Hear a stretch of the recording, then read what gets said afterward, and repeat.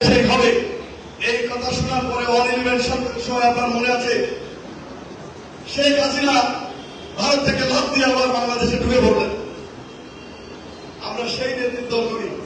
যাই হোক, আজকে উনি অসুস্থ, আমরা সকলেই দোয়া করবো মহান আল্লাহ পাক যেন দেশনেত্রী বেগম খালেদা জিয়াকে আর অন্তত একটি টার্ম এদেশ কিভাবে পরিচালিত হয়, এদেশের ক্ষমতায় থাকার সৌভাগ্য দেশনেত্রী বেগম খালেদা জিয়াকে দেন।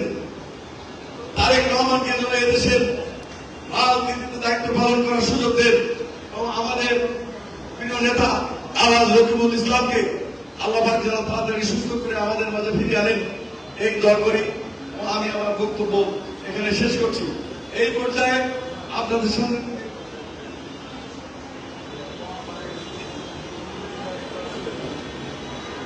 আমি আমার বক্তব্য এখানে শেষ করছি।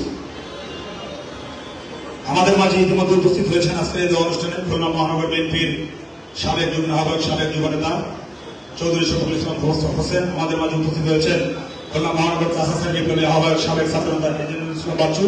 আমাদের মাঝে উপস্থিত হয়েছেন খুলনা মহানগর ছাত্র দলের সাবেক সভাপতি, খুলনা মহানগর বিএনপি নির্বাচিত সাংগঠনিক সম্পাদক জনাব শেখ সাদি। এ পর্যায়ে দোয়া পরিচালনা করছেন দৌলতপুর ভেবিস্টান জামে মসজিদের কৃষিমান জনাব হাফেজ মাওলানা আমিনুল ইসলাম।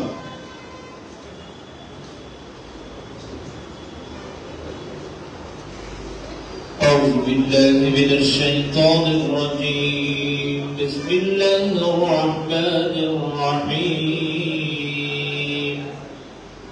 الحمد لله رب العالمين الرحمن الرحيم مالك يوم الدين. إياك نعبد وإياك نستعين. اهدنا الصراط المستقيم صراط الذين أنعمت عليهم غير المغضوب عليهم ولا الضالين.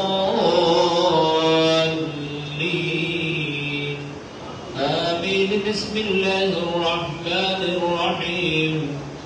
الرحمن علم القرآن خلق الإنسان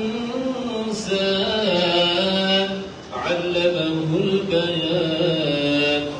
الشمس والقمر بحسبان والنجم والشجر يسجدان. والسماء رفعها ووضع الميزان ألا تطغوا في الميزان وأقيموا الوزن بالقسط ولا تخسروا الميزان.